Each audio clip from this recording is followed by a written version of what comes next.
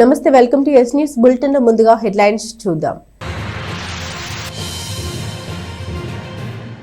అభివృద్ధి పథంలో తెనాలి 10 కోట్ల వ్యయంతో 4 లైన్ల రహదారి నిర్మాణం. అధికారులతో సమీక్ష సమావేశంలో మంత్రి నాదెండ్ల మనోహర్. తెనాలి రోటరీ సంస్థల ఆధ్వర్యంలో పాఠశాల విద్యార్థులకు గర్భాశయ ముఖద్వార క్యాన్సర్ నిరోధక వ్యాక్సినేషన్. ఉచితంగా 600 మంది ప్రభుత్వ ప్రైవేట్ పాఠశాల విద్యార్థులకు వ్యాక్సిన్. హాజరైన రాష్ట్ర మంత్రి నాదెండ్ల మనోహర్, మాజీ MLA doctor Gogineni Uma.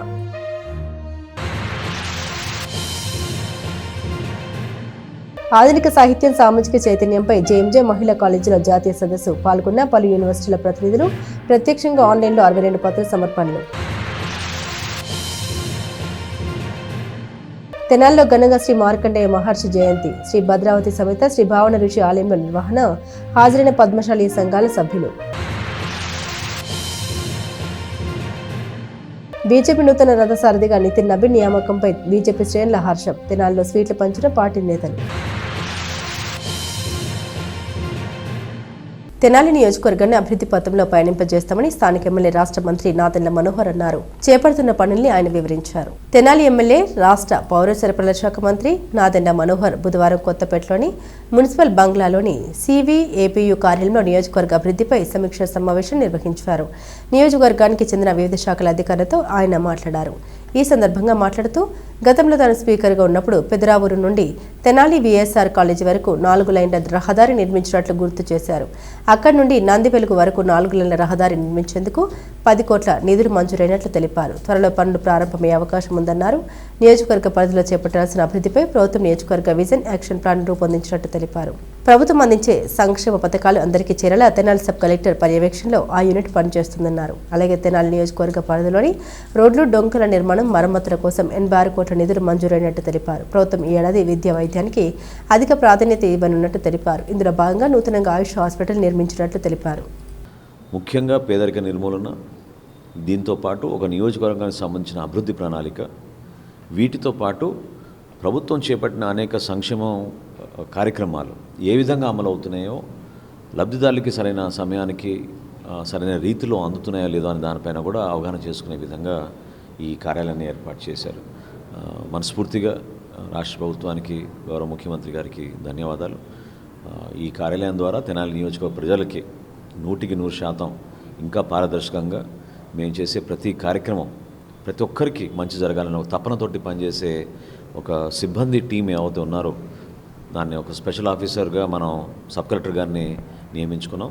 Sub collector గారి ఆధ్వర్యంలో ఈ టీము ఎప్పటికప్పుడు సమీక్షించుకుని, నేను కూడా వచ్చినప్పుడల్లా తెనాలికి ప్రత్యేకంగా ఈ కార్యాలయంలో అధికారులతోటి సమావేశం నిర్వహించుకుని చేపట్టాల్సిన కార్యక్రమాలు, జరుగుతున్న కార్యక్రమాలు, రాబోయే రోజుల్లో ఇంకా దాన్ని మెరుగుపరిచే విధంగా ఎటువంటి కార్యక్రమాలు చేయాలో దీనిపైన దృష్టి సారించి తప్పకుండా ముందుకెళ్తాం. ఆధునిక సాహిత్యం, సామాజిక చైతన్యం అనే అంశంపై స్థానిక జేఎంజే మహిళా కాలేజీలో జాతీయ సదస్సు నిర్వహించారు. ఈ సదస్సులో వివిధ ప్రాంతాలకు చెందిన వారు అంతర్జాలంలో ప్రత్యక్షంగాను 62 మంది పత్ర సమర్పణ చేశారు. ఆధునిక సాహిత్యం, సామాజిక చైతన్యం అంశంపై జాతీయ సదస్సు నిర్వహణ మన సమాజానికి, మన సాహిత్య లోకానికి ఒక మహత్తరమైన గుర్తింపు తెచ్చే ప్రక్రియలో భాగమేనని జేఎంజే మహిళా కాలేజీలో ప్రిన్సిపల్ డాక్టర్ సిస్టర్ శాంత అన్నారు.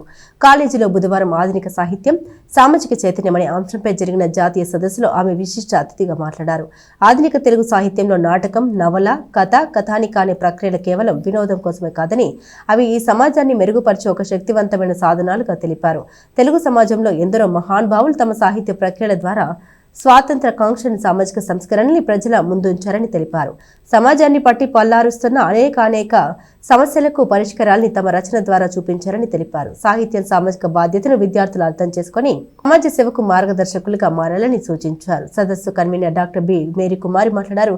సదస్సు ప్రాముఖ్యతను తెలిపారు. ముఖ్య అతిథిగా హాజరైన ఆచార్య నాగార్జున విశ్వవిద్యాలయం నరశెట్టి వెంకట కృష్ణారావు తన ప్రసంగంలో ఆధునికవాదం, దళితవాదం, శ్రీవాదవాదం, సాహిత్యం వాదాల్ని వివరించారు. తెలంగాణ పాలమూరు విశ్వవిద్యాలయానికి చెందిన నెమ్మికట్టి సత్యారాణి, కాలేజీ అధ్యాపకురాలు దాసరి విజయలక్ష్మి, నిర్మల, నాగచందన తదితరులు పాల్గొన్నారు. ముగింపు సభలో ఆచార్య నాగార్జున విశ్వవిద్యాలయం విశ్రాంత ఆచార్య మన్నవ సత్యనారాయణ సాహిత్యం, సమాజ చైతన్యం గురించి వివరించారు.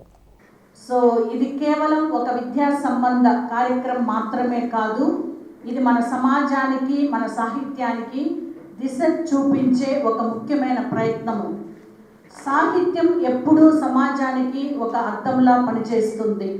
ప్రత్యేకముగా ఆధునిక సాహిత్యము, నాటకము, నవల, కథ, కథానిక, కవిత్వము వంటి ప్రక్రియల ద్వారా సమాజంలో జరుగుతున్న మార్పులు, అసమానతలు, మహిళా చైతన్యము, అణగారిన వర్గాల సమస్యలు, విలువల పతనము వంటి అంశాలను ధైర్యముగా ప్రశ్నిస్తుంది.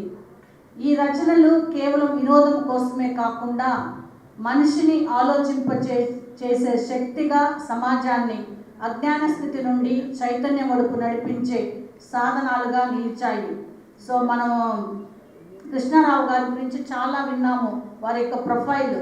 సో ముఖ్యంగా కరోనా టైంలో వారు రాసినటువంటి పాండిత్యం కానీ లేకపోతే whatever it is no.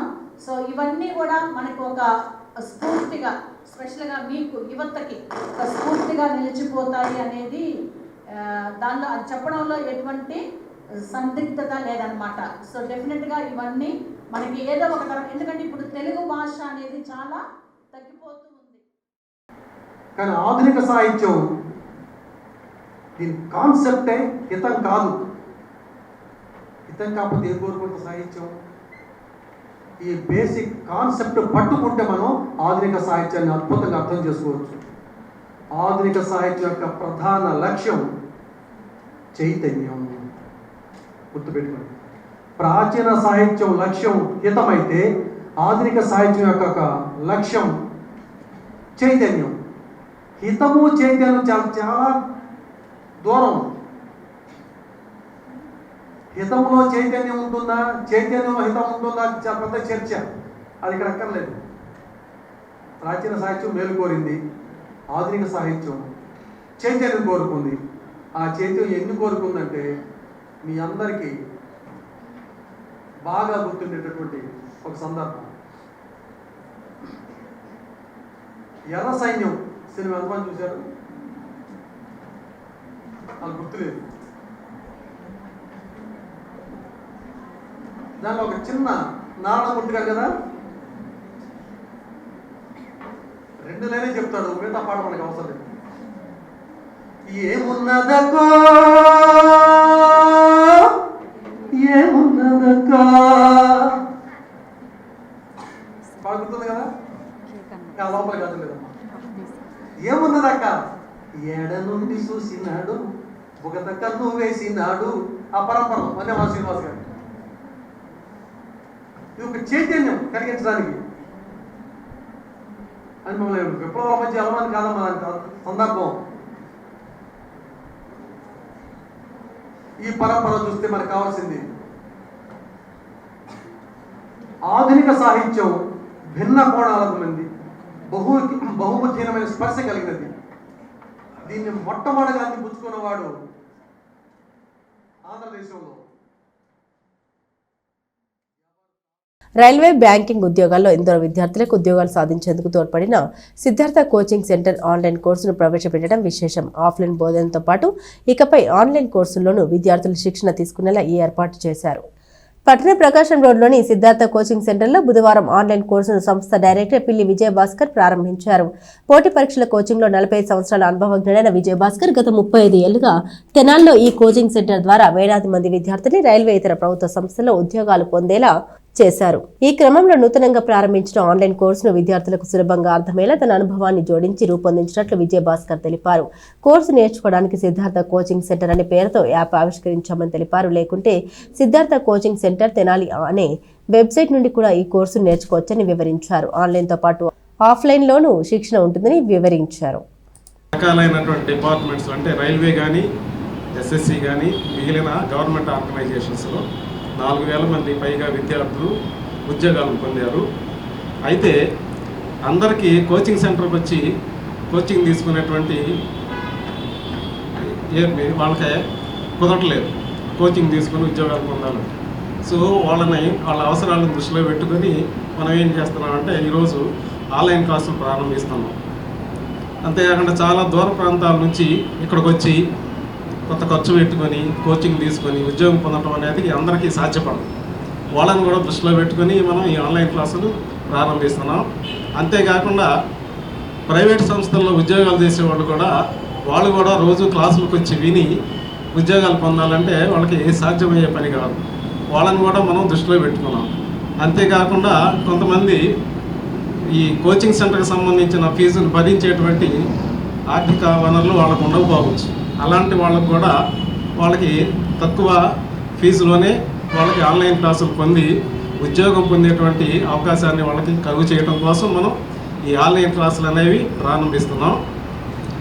కాబట్టి ఈ సందర్భాన్ని పురస్కరించుకొని ఆన్లైన్ క్లాసుల ద్వారా ఉద్యోగాలు పొందాలనుకునే వాళ్ళు మా వెబ్సైట్ని లేదంటే మా యాప్ని పరిశీలించి వాళ్ళు ఆన్లైన్ క్లాసుల ద్వారా ఉద్యోగాలు పొందాలని ఆశిస్తున్నాం. అయితే బిగినర్స్కి రోటరీ క్లబ్ సేవల్లో భాగంగా పాఠశాల విద్యార్థులకు గర్భాశయ ముఖద్వార క్యాన్సర్ నిరోధక వ్యాక్సినేషన్ కార్యక్రమాన్ని చేపట్టారు. స్థానిక ఎమ్మెల్యే రాష్ట్ర పౌర సరఫరాల శాఖ మంత్రి నాదెళ్ల మనోహర్ ఈ కార్యక్రమానికి హాజరయ్యారు. తెనాలి పట్టణానికి rotary club of Tenali Vaikunthapuram, rotary club of Andhra Paris club ఆధ్వర్యంలో రోటరీ డిస్టిక్ 3150, రోటరీ డిస్టిక్ 3011 సారథ్యంలో విద్యార్థులకు గర్భాశయ ముఖద్వార క్యాన్సర్ నిరోధక వ్యాక్సినేషన్ కార్యక్రమాన్ని చేపట్టారు. మధ్యాహ్నం కొత్తపేటలోని శ్రీ రావి సాంబయ్య మున్సిపల్ హైస్కూల్లో ఏర్పాటు చేసిన ఈ కార్యక్రమంలో వివిధ ప్రభుత్వ ప్రైవేట్ పాఠశాలకు చెందిన 600 మంది విద్యార్థులకు వ్యాక్సిన్ ఇచ్చారు. స్థానిక ఎమ్మెల్యే రాష్ట్ర పౌర సరఫరాల శాఖ మంత్రి నాదెళ్ల మనోహర్, మాజీ MLA doctor Gogineni Uma, New Delhi club cancer initiative district 3011 director Vandana Bhalla, past district governor Tala Rajasekhara Reddy, Guntur club rotarian Anil, assistant governor Edara Venkata Purnachand పాల్గొన్నారు. రోటరీ క్లబ్ అధ్యక్ష కార్యదర్శులు నల్లూరి వెంకటేశ్వరరావు, జీవి నారాయణ, కన్నెగడ్డి మురళీకృష్ణ, గుత్తా వెంకటరత్నం పర్యవేక్షించారు. Project committee chairman Jasti Narendra, Alapati Venkataramaiah తదితర రోటరీ సభ్యులు పాల్గొన్నారు. ఇప్పుడు ఈ రోజున మనం తెనాలిలో ఉన్న మన రోటరీ విభాగం ప్రత్యేకంగా వాళ్ళని అభినందిస్తున్నాను. ఎందుకంటే చిన్న వయసులోనే మన బడి పిల్లలకి 5 రకాల క్యాన్సర్ నివారించడానికి కోసం హెచ్పివి వ్యాక్సిన్, ప్రత్యేకంగా ఆడపిల్లల్లో సర్వైకల్ క్యాన్సర్ గురించి అవగాహన పెంచే విధంగా రాష్ట్ర ప్రభుత్వం కూడా అనేక సందర్భాల్లో దీని గురించి ఒక ప్రోగ్రామ్ చేద్దాం అనుకున్నాం. అయితే దాదాపు 2000 రూపాయలు ఈ వ్యాక్సినేషన్ ఖర్చు ఉచితంగా వీళ్ళు ఒక అద్భుతమైన కార్యక్రమం చేసి గుంటూరు జిల్లాలో నిన్నటి నుంచి కూడా రోటరీ విభాగం నుంచి, ఢిల్లీ నుంచి ప్రత్యేకంగా వాళ్ళ ప్రతినిధులు కూడా వచ్చారు. సో మనస్ఫూర్తిగా వాళ్ళందరినీ కూడా మన ప్రజల తరఫున వాళ్ళకి నేను ధన్యవాదాలు తెలుపుకుంటున్నాను. తెనాల్లో ఉన్న మన పౌరులందరూ కూడా, తల్లిదండ్రులు అందరూ కూడా గమనించాలి. ఇది 9 సంవత్సరాల నుంచి 14 సంవత్సరాల లోపు ఉన్న పిల్లలకి మనం ఈ వ్యాక్సినేషన్ వేస్తే 5 రకాల క్యాన్సర్ రాకుండా నివారించడానికి చాలా చక్కగా రీసెర్చ్ చేసి ప్రపంచవ్యాప్తంగా దీన్ని సపోర్ట్ చేస్తున్నారు. ఆస్ట్రేలియా లాంటి దేశంలో ప్రతి ఒక్కరికి కంపల్సరీ చేసి పూర్తి చేశారు. మన దేశంలో కూడా దీన్ని మనం మొదలుపెట్టాం. తెనాలి ప్రాంతంలో నిన్న తాడేపల్లి, గుంటూరు, రేపల్లె ఈ ప్రాంతాల్లో కూడా పూర్తి చేసుకుని ఈరోజు తెనాల్లో వచ్చారు. ఇక్కడ కూడా మన తల్లిదండ్రులు కూడా ఈ కాన్సెప్ట్ని వాళ్ళు గుర్తించి వాళ్ళ బిడ్డల్ని ప్రోత్సహించి ఒక నమ్మకంతో అప్పచెప్పి తప్పకుండా ఈ వ్యాక్సినేషన్ ద్వారా వాళ్ళ ఆరోగ్య సమస్యలు లేకుండా ఉంటాయనే ఉద్దేశంతో వాళ్ళు చేయడం అనేది నిజంగా మనందరం కూడా గర్వించాలి. అయితే డాక్టర్ ఉమా గారు 9 నుంచి 14 ఏళ్ల వయసున్నటువంటి బాలికలకి వ్యాక్సినేషన్ షెడ్యూల్ని మరి ఫస్ట్ డోస్ అన్నది ఇవ్వటం జరిగింది. ఇందాక వారందరితో కూడా మాట్లాడటం, అలాగే ఇప్పుడు 9 నుంచి 14 ఏళ్లకి మరి WHO రికమెండేషన్ కూడా 2 డోసెస్ మనం ఇస్తే సరిపోతుంది అన్న ఒక కాన్సెప్ట్తో ముందుకెళ్తున్నాం. అయితే ఇది వయసుతో నిమిత్తం కాదు, 14 ఏళ్ళు దాటినా కూడా ఈ వ్యాక్సినేషన్ అంటే ఆ వైరస్ సోకనటువంటి వారికి మనం ఇచ్చే అవకాశం ఉంది. అలాగే ఇందాక వందన గారు, she came from Delhi, she so active and she was so proactive that ఇక్కడ మన ప్రాంతంలో ఇంకా కూడా వచ్చి వారి వంతు సహకారాన్ని అందిస్తా అన్నారు. మేము వారితో చెప్పటం, ఇది ఒక starting, next time you will see a boom in this area. అది గర్ల్స్లోనే కాదు, బాయ్స్లో కూడా వ్యాక్సినేషన్ షెడ్యూల్ జరుగుతూ ఉంది. కాబట్టి తప్పకుండా ఆ విధంగా ప్రభుత్వ పరంగా మరి అవకాశాలు కల్పించి. Good evening everyone. My name is Vandana Bhalla and I am from District Rotary 3011 and I'm Cancer Director, District Director of Cancer Initiatives. I have taken this as a pledge to vaccinate each and every child in this country, and I will keep on running and doing my good work till every child in this country is not vaccinated and saved from cancer. Cancer is the worst form of, is the worst disease, And in that, cervical cancer is the worst form of cancer. It is only, only springs up in a body. A woman comes to know about it. By the time she comes to know about it, it's spread all over. And it is then too very late. She barely survives for a month or two or whatever, and has the most painful death. And there is no way of coming back out of it. There's only one way, and that is death. పద్మశాలీయ వంశపు మూల పురుషుడైన శ్రీ మార్కండేయ మహర్షి జయంతి మహోత్సవాన్ని తెనాలిలోని శ్రీ భద్రావతి సమేత శ్రీ భావన ఋషి స్వామి ఆలయంలో ఘనంగా నిర్వహించారు. పట్టణ షరాబ్ బజార్లోని శ్రీ భద్రావతి సమేత శ్రీ భావన ఋషి స్వామి ఆలయంలో స్వామివార్ల కళ్యాణ మహోత్సవ సన్నాహాలు జరుగుతున్నాయి. ఇందులో భాగంగా బుధవారం పద్మశాలీయ వంశ మూల పురుషుడైన శ్రీ మార్కండేయ మహర్షి జయంతి రోజు కావడంతో ఆ వేడుకల్ని వైభవంగా నిర్వహించారు. ఆలయ పూజారి ఆధ్వర్యంలో శ్రీ మార్కండేయ మహర్షి విగ్రహానికి పంచామృతాలతో అభిషేకం చేశారు. ఈ కార్యక్రమంలో సంఘ పెద్దలు శ్రేష్ఠులు జొన్నాదుల కృష్ణ సత్యనారాయణ, జొన్నాదుల కోటేశ్వరరావు, శ్రీ పద్మశాలీయ బహుత్తమ సంఘం గౌరవ అధ్యక్షులు జొన్నాదుల మహేష్, అధ్యక్షులు తిరువీధుల సాంబశివరావు, ఆలయ చైర్మన్ చిన్నం హరిగోపాల్, ఆలయ కమిటీ సభ్యులు, పద్మశాలీయ బహుత్తమ సంఘ కమిటీ సభ్యులు తదితరులు పాల్గొన్నారు. ఈరోజు అత్యద్భుతంగా జరుపుకున్నాము. ఇది చాలా సంతోషదాయకం. అందరూ కూడా వచ్చినందుకు సభ్యులందరూ కూడా ధన్యవాదాలు. మరి ఆ మార్కండేయుని చరిత్ర మనందరికీ తెలిసిందే. మరి అతనికి వయస్సులోకి వచ్చిన తర్వాత 16 సంవత్సరాలకే ఆయుష్ నిండి మరి యమధర్మరాజు అతన్ని తీసుకెళ్ళడానికి వచ్చినప్పుడు మార్కండేయుడు పరమశివుని సన్నిధిలో తన మొత్తం జీవితాన్ని గడుపుతూ ఆ పరమశివుని సన్నిధినే తన సన్నిధిగా చేసుకుని యమధర్మరాజుకి ఎదురేగి ఆ పరమశివుని ప్రత్యక్షంతో మరి చిరస్థాయిగా చిరంజీవిగా నిలిచిపోయినటువంటి మార్కండేయ మహర్షి. మరి ఆ మార్కండేయ మహర్షిని చరిత్ర మన పురాణాల్లో అనేకసార్లు చూసాం. మరి అటువంటి మార్కండేయ మహర్షి కుమారుడే ఈ రోజున శ్రీ భద్రావతి సమేత భావనారి స్వామి దేవస్థానంలో జరుగుతున్న భావనారి స్వామి వారి కళ్యాణం. ఈ మార్కండేయ మహర్షికి 100 మంది పుత్రులు ఉన్నారు. ఆ భావనారి మహర్షికి 100 మంది పుత్రులు ఉన్నారు. ఆ 100 మంది పుత్రులే పద్మశాలీయ వంశాంకురాలుగా పద్మశాలి వంశవృక్షంగా విరాజిల్లుతూ ఈ రోజున పద్మశాలి వంశాన్ని కాపాడుతూ శ్రీ భద్రావతి సమేత భావనారి స్వామి కళ్యాణ మహోత్సవాన్ని తెనాలి పట్టణంలో అత్యంత వైభవంగా నిర్వహించుకుంటున్నాం. ఈ కార్యక్రమానికి విచ్చేసిన భక్త మహాశయులందరికీ, వీక్షిస్తున్న వారందరికీ కూడా ఆ స్వామివారి కరుణా కటాక్షాలు ఉండాలని పట్టణానికి చెందిన శ్రీ వాసవి సేవా సమితి ఆధ్వర్యంలో శ్రీ వాసవి కన్యకా పరమేశ్వరి అమ్మవారి ఆత్మార్పణ దినోత్సవాన్ని ఘనంగా నిర్వహించారు. శ్రీ వాసవి కన్యకా పరమేశ్వరి అమ్మవారి ఆత్మార్పణ దినోత్సవం సందర్భంగా స్థానిక మారిసిపేటలోని శివాలయం వెనుక గల శ్రీ బాల త్రిపుర సుందరి సమేత శ్రీ చంద్రమౌళీశ్వర స్వామి దేవస్థాన కళ్యాణ మండపంలో మంగళవారం రాత్రి విశేష కార్యక్రమాలు జరిపారు. 102 మంది ఆర్యవేశ కన్యలు సుహాసులచే విశేష కుంకుమ పూజలు చేశారు. అనంతరం తీర్థ ప్రసాదాలు అందించారు. సేవా సమితి తెనాలి అధ్యక్షులు వరద వెంకట శేషగిరిరావు, ఉపాధ్యక్షులు తలిచెట్టి సుధాకర్రావు, కార్యదర్శి పెంటల సుబ్బారావు, కోశాధికారి గ్రంథి సేతు మాధవరావు, కార్యవర్గ సభ్యులు కోన వెంకట నాగేశ్వరరావు, ఎక్కల శ్రీమన్నారాయణ, వెల్లంపల్లి సత్యనారాయణమూర్తి, గుర్రం సాంబశివరావు, తాళ్లూరి వెంకటేశ్వరరావు, గోళ్ల కాశీ విశ్వనాథం తదితరులు పాల్గొన్నారు. తెనాలి పట్టణంలో గల బాల త్రిపుర సుందర సమేత చంద్రమౌళీశ్వర దేవస్థాన కళ్యాణ మండపంలో శ్రీ వాసవి సేవా సమితి ఆధ్వర్యంలో అమ్మవారి ఆత్మార్పణ దినోత్సవ కార్యక్రమం నిర్వహిస్తున్న వాసవి సేవా సమితి ఆధ్వర్యంలో ఈరోజు మాఘశుద్ధ విధి రోజున అమ్మవారు అగ్నిప్రవేశం చేశారు. ఆ సందర్భంగా ఈ కార్యక్రమాన్ని ఇక్కడ ప్రతి సంవత్సరం కూడా 35 సంవత్సరాల నుంచి కూడా క్రమం తప్పకుండా ఈ కార్యక్రమం ఇక్కడ నిర్వర్తిస్తున్నాము. సేవా సమితి ఆధ్వర్యంలో ఎన్నో సేవా కార్యక్రమాలు చేసుకుంటూ దానిలో భాగంగా ఈ కార్యక్రమాన్ని ఇక్కడ నిర్వర్తిస్తున్నాము.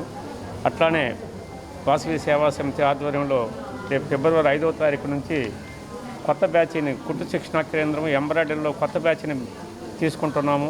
ఆసక్తి ఉన్నవారు ఆ కార్యక్రమంలో పాల్గొని జయప్రదం చేయవలసిందిగా కోరుతున్నాం. అట్లానే ఫిబ్రవరి 21వ తారీఖు నాడు ఒక పేదవారితో ఒకటి మ్యారేజ్ చేస్తున్నాం. వాసవి సేవా సమితి ఆధ్వర్యంలో 74వ వివాహం మా సంస్థ తరపున నిర్వహించే వివాహం ఇది.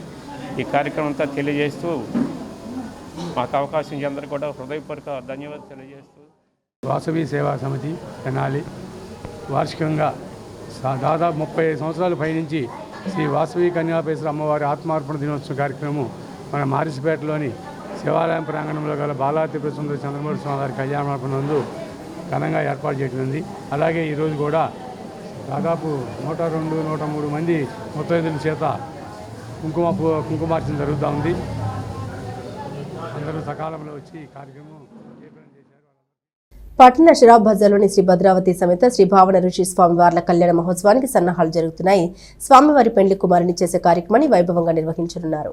తెనాల్లోని శ్రీ భద్రావతి సమేత శ్రీ భావన ఋషి స్వామి దేవస్థానానికి 116 ఏళ్ల చరిత్ర ఉంది. ఏటా ఇక్కడ శ్రీ స్వామివార్ల కళ్యాణం, ఇతర ఉత్సవాల్ని వైభవంగా నిర్వహిస్తుంటారు. ఈ సంవత్సరం కళ్యాణోత్సవ గడియలు దగ్గర పడ్డాయి. మంగళవారం మాఘ శుద్ధ విద్య రోజున రాత్రి 7 గంటలకు శ్రావ్ బజార్లోని ఆలయంలో ధ్వజారోహణ కార్యక్రమం చేశారు. 8 గంటలకు శ్రీ స్వామివారిని పెండ్లి కుమారుణ్ణి చేశారు. ఈ నెల 23వ తేదీన రాత్రి 8 గంటలకు భృంగీశ్వర వాహనంపై శ్రీ భావన ఋషి స్వామి, గజవాహనంపై భద్రావతి అమ్మవారు దేవస్థానం నుండి బయలుదేరుతారు. కాళికా వేషధారిణి నృత్యాలు, బాణసంచ వెలుగులతో పట్టణ వీధుల్లో జరిగే ఊరేగింపులు పద్మశాలీయ కుల బాంధవులు విరివిగా పాల్గొంటారు. రాత్రి మొత్తం తిరునాళ్లు నిర్వహించి 24వ తేదీ శనివారం తెల్లవారుజామున గాడిబావి వద్ద గల శ్రీ భద్రావతి సహిత శ్రీ భావన ఋషి స్వామి వారి మణిమయ కళ్యాణ మండపానికి చేరుకుంటారు. అక్కడ పద్మశాలీయ మహిళా మణులు కుల బాంధవుల సమక్షంలో వేద పండితులు, యాజ్ఞికులు, వ్యాఖ్యాతల ఆధ్వర్యంలో ముత్యాల తలంబ్రాలతో కన్నుల పండగగా కళ్యాణ మహోత్సవం నిర్వహిస్తారు. కళ్యాణ మహోత్సవానికి వీచేసిన పద్మశాలీయ ముత్తైదులకు ముత్యాల తలంబ్రాలు, రవిక గుడ్డ, పసుపు కుంకుమ ఇస్తారు. ధ్వజారోహణ పెండ్లి కుమారుని చేసే కార్యక్రమంలో సంఘ పెద్ద శ్రేష్ఠులు జొన్నాదుల కృష్ణ సత్యనారాయణ, జొన్నాదుల కోటేశ్వరరావు, శ్రీ పద్మశాలీయ బృహత్తమ సంఘం గౌరవ అధ్యక్షులు జొన్నాదుల మహేష్, అధ్యక్షులు తిరువేదుల సాంబశివరావు, ఆలయ చైర్మన్ చిన్న హరిగోపాల్, ఆలయ కమిటీ సభ్యులు, పద్మశాలీయ బృహత్తమ సంఘ కమిటీ సభ్యులు పాల్గొన్నారు. కళ్యాణోత్సవం సందర్భంగా ఈరోజు గరుడ కార్యక్రమం నిర్వహించడమైంది. సహిత శ్రీ భావనారి స్వామి వారి కళ్యాణ మహోత్సవ కార్యక్రమంలో భాగంగా ఈ రోజున ధ్వజారోహణ కార్యక్రమం మొదలవుతూ ఉంది. ఈ ధ్వజారోహణ కార్యక్రమం ద్వారా స్వామివారి కళ్యాణ మహోత్సవానికి సకల దేవతల్ని ఆహ్వానించడం జరిగింది. మరి కొద్దిసేపట్లో దేవస్థానం వద్ద ఈ ధ్వజారోహణ కార్యక్రమాన్ని యాజ్ఞికుల వారి ఆధ్వర్యంలో నిర్వహించడం జరుగుతుంది. ఈ కార్యక్రమంలో పద్మశాలి బౌద్ధమ సంఘీయులు, మహిళామణులు, అదేవిధంగా పెద్ద శ్రేష్ఠులు ఈ కళ్యాణ మహోత్సవానికి బయలుదేరుతూ ఉన్నారు. ఈ రోజు నుంచి రాబోయే 5 రోజులు కూడా అత్యంత వైభవంగా నగరోత్సవాలు, ఊరేగింపులు, రేపటి రోజున నెమలి వాహనోత్సవం, మరుసటి రోజున పొన్నమాన మహోత్సవం, ఆ తదుపరి భృంగీశ్వర వాహనం, అదేవిధంగా అమ్మవారి గజవాహనం, ఈ వాహనాలతో ఊరేగింపు కార్యక్రమాలు ప్రతినిత్యం జరుగుతాయి. బీజేపీ పార్టీ నూతన రథసారథిగా యువ నేత నితిన్ నబీన్ నియామకంపై బీజేపీ పార్టీ శ్రేణులు హర్షం తెలియజేస్తూ స్వీట్లు పంచుకున్నారు. తెనాలికి ఆయుష్ హాస్పిటల్ మంజూరుపై ధన్యవాదాలు తెలిపారు.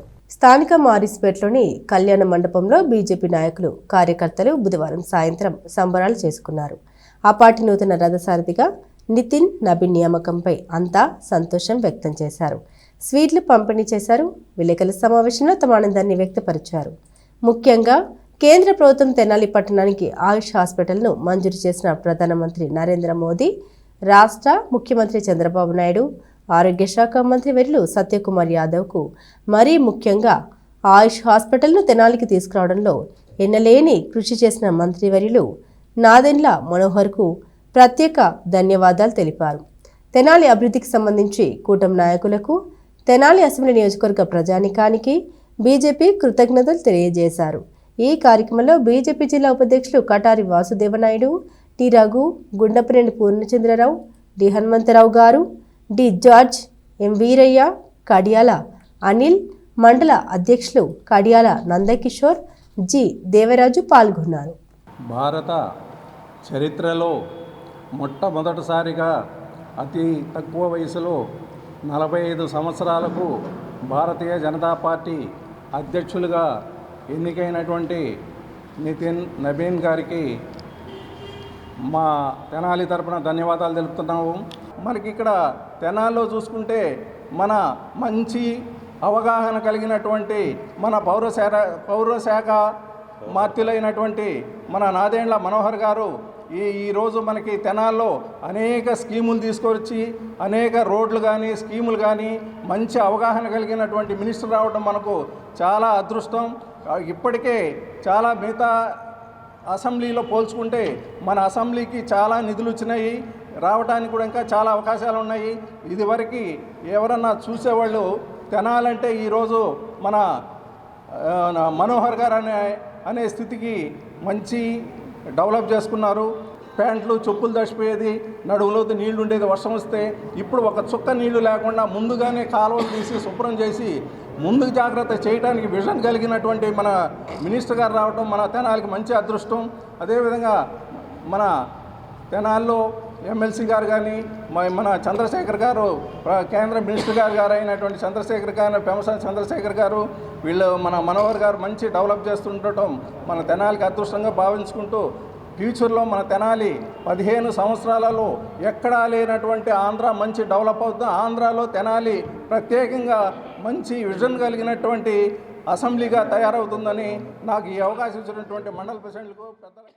ఒకటి జాతీయ స్థాయిలో అంశమైతే మా భారతీయ జనతా పార్టీ నూతన అధ్యక్షులుగా నితిన్ నబీన్ గారు ఎన్నిక కావడం మాకు చాలా సంతోషం.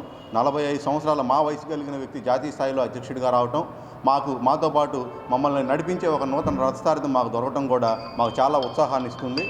కాబట్టి వారికి మా వయసు వ్యక్తిగా వారు మాకు సమకాలికులుగా మేము వారి యొక్క అడుగుజాడల్లో నడవడానికి, ఏదైతే భారతీయ జనతా పార్టీని అభివృద్ధి పదంలో ముందుకు నడిపించడానికి వారు చూపించే మార్గాలు ఏవైతే ఉన్నాయో తూచా తప్పకుండా 24 గంటలు కూడా మేము పనిచేస్తామని చెప్పి ఈ మీడియా సమూహం ద్వారా అదేవిధంగా ప్రజానికానికి కూడా మేము తెలియజేసుకుంటున్నాం. రెండో అంశం, తెనాలి పట్టణాన్ని అభివృద్ధి పదంలో నడపడానికి అహారహం కృషి చేస్తున్న వ్యక్తి శ్రీ నాదెళ్ల మనోహర్ గారు. ముఖ్యంగా నిన్నటి రోజున మాకు తెలిసింది, తెనాలి పాత గవర్నమెంట్ హాస్పిటల్ ఏరియాలో కేంద్ర ప్రభుత్వం నరేంద్ర మోడీ గారి సారథ్యంలో కేంద్ర ప్రభుత్వం, అదేవిధంగా రాష్ట్రంలో చంద్రబాబు నాయుడు గారు, అదేవిధంగా మా సత్యకుమార్ గారు ఆరోగ్య శాఖ మంత్రి వర్యులు, వీరందరూ కూడా తెనాలిని ప్రత్యేక దృష్టి పెట్టి ఏదైతే ఉందో నరేంద్ర మనోహర్ గారి ప్రయత్నాలు ఏవైతే చేస్తున్నారో వారి యొక్క ప్రయత్నాలన్నింటినీ కూడా వాళ్ళు ఆమోదిస్తూ తెనాలిని అభివృద్ధి పదంలో ముందుకు తీసుకెళ్ళడానికి నిన్న 26 కోట్ల రూపాయలతో 50 పడకల ఆసుపత్రిని మంజూరు చేయడం జరిగింది. ఇది సామాన్యమైన విషయం కాదు. ఇక్కడ ప్రజల ఆయురారోగ్యాలన్నింటినీ కూడా దృష్టిలో పెట్టుకుని, వీళ్ళ యొక్క మంచి చెడుని కూడా దృష్టిలో పెట్టుకుని ఆయుష్ అనే ఆసుపత్రిని కూడా శాంక్షన్ చేయడం జరిగింది. భారతదేశానికి ప్రాచీన వైద్యంలో ఉన్నంత చరిత్ర ప్రపంచంలో ఏ వైద్యానికి లేదు. అంబాడెన్ లెప్రసీ హాస్పిటల్ సహకారంతో హెచ్ఐవి వ్యాధిగ్రస్త చిన్నారులకు నెలకు సరిపడా నిత్యావసరాలు పంపిణీ చేశారు. నందివెలుగు కొల్లిపరి మార్గంలోని సిరిపురం సమీపంలో గల అంబాడెన్ హాస్పిటల్ ప్రతి నెల హెచ్ఐవి వ్యాధిగ్రస్త చిన్నారులకు నిత్యావసర సరుకుల్ని పంపిణీ చేస్తూ అండగా ఉంటుంది. ఈ క్రమంలో ప్రస్తుతం నెలకు బుధవారం నిత్యావసర సరుకులను అందించారు. స్థానిక ఐతనగర్లోని మైకా చర్చిలో బుధవారం సాయంత్రం ఈ సేవా కార్యక్రమాన్ని నిర్వహించారు. మేకా మినిస్ట్రీస్ డైరెక్టర్ పావుల రవికుమార్ మాట్లాడారు. మనం సమాజంలో ఏ విధంగా ఉండాలి, అందరితో ఏ విధంగా మెలగాలనే అంశాలను చిన్నారులకు వివరించారు. ఈ కార్యక్రమంలో పాముల రీఛార్జ్, పాముల అనుష, డాక్టర్ జంగం శ్యామ్, అక్కిదాసి కిరణ్ కుమార్, కనపర్తి అనిల్, పాముల రోజు, వెల్త దేవరపల్లి పుష్పరాజు తదితరులు పాల్గొన్నారు. దేవుని నామానికి స్తోత్రాలు, మీ అందరికి వందనాలండి. మరి యొక్క సందర్భంలో మరి ప్రతి నెల కొంత హెచ్ఐవి పాజిటివ్ చిల్డ్రన్కి హెల్ప్ చేయడానికి దేవుడు ఎంత కృప చూపారు. ఈ సంవత్సరం కూడా కంటిన్యూ చేయడానికి దేవుడు సహాయం చేశారండి. ఈ విధంగా మరి ప్రతి నెల ఈ ప్రొవిజన్స్ ఇవ్వటానికి, మరి ఆ బిడ్డల్ని ప్రేమించడానికి దేవుడిచ్చిన ఈ యొక్క అవకాశాన్ని బట్టి మేము ఎంతగానో సంతోషిస్తున్నాము. ఇంకా మరి మైకా మినిస్ట్రీస్ ద్వారా ఇంకా ఎక్కువ పనులు చేయాలని చెప్పేసి, సామాజికమైన పనులు, మరి ఇంకా కుష్టు వ్యాధిగ్రస్తులకు కూడా సిరిపురంలో కొంత ఆశ్రయం కల్పిస్తూ ఉన్నాం, మెడిసిన్స్ ఇస్తూ ఉన్నాం. ఇంకా కొన్ని పనులు దేవుని దయ వలన చేయాలని చెప్పేసి ఈ సంవత్సరం ఇంకా ఎక్స్టెన్షన్ చేయాలని మైకా మినిస్ట్రీస్ తరఫున ఈ యొక్క సేవా కార్యక్రమాలు మేము ఎంతగానో ఆశపడుతూ ఉన్నాం. దేవుడు అనుగ్రహించిన ఈ యొక్క సదవకాశాన్ని బట్టి దేవునికి వందనాలు చెల్లిస్తూ ఈ యొక్క కార్యక్రమాన్ని బట్టి మీకు అందరికీ కూడా ధన్యవాదాలు. ఇలాగూ ఈ పిల్లలకి మరి ప్రతి ఒక్కరు కూడా మీ చేతనైనా సహాయం చేయటానికి ముందుకు రండి. ఎందుకంటే మరి ఆ బిడ్డలు చాలా న్యూట్రిషన్ ఫుడ్ లేక చాలా ఇబ్బంది పడుతూ ఉంటారు. కాబట్టి వాళ్ళ విషయాల్లో మరి కొంత హెల్ప్ చేసిన వారంగా. మా యొక్క మైకా చర్చి ఆధ్వర్యంలో ప్రతి నెల చేసినట్లుగానే కొంతమంది హెచ్ఐవితో బాధపడుతున్నటువంటి హెచ్ఐవి పాజిటివ్ పిల్లలందరికీ, పెద్దలకి సుమారుగా 50 నుంచి 70 మంది వరకు కూడా వాళ్ళకి పౌష్టికాహారం అందజేయటం జరుగుతుంది. ఈ ప్రొవిజన్స్ అనేవి గత కొన్నేళ్లుగా మా యొక్క మైకా చర్చి ద్వారానే ఇవ్వటం మా అదృష్టంగా మేము భావిస్తూ ఉన్నాము. అందువలన ఈ పిల్లలందరినీ కూడా దేవుడు సంపూర్ణ ఆరోగ్యంగా చేయాలని కోరుకుంటూ ఉన్నాము. వీళ్ళందరూ పసిపిల్లలు. వీళ్ళకి ఈ వ్యాధి. బులెటిన్ ముగించే ముందు హెడ్లైన్స్ మరోసారి. అభివృద్ధి పథంలో తెనాలి 10 కోట్ల వ్యయంతో 4 లైన్ల రహదారి నిర్మాణం. అధికారులతో సమీక్ష సమావేశంలో మంత్రి నాదెండ్ల మనోహర్. తెనాలిలో రోటరీ సంస్థల ఆధ్వర్యంలో పాఠశాల విద్యార్థులకు గర్భాశయ ముఖద్వార క్యాన్సర్ నిరోధక వ్యాక్సినేషన్. ఉచితంగా 600 మంది ప్రభుత్వ ప్రైవేట్ పాఠశాల విద్యార్థులకు వ్యాక్సిన్. హాజరైన రాష్ట్ర మంత్రి నాదెండ్ల మనోహర్, మాజీ MLA doctor Gogineni Uma.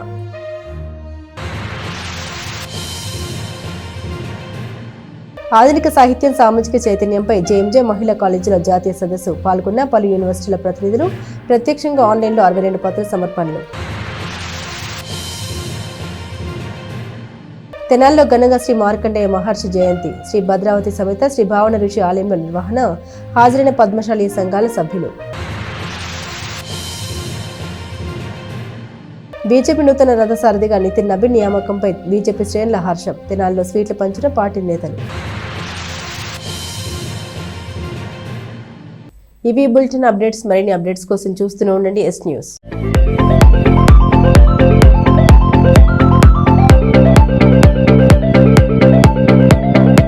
Please subscribe to our YouTube channel.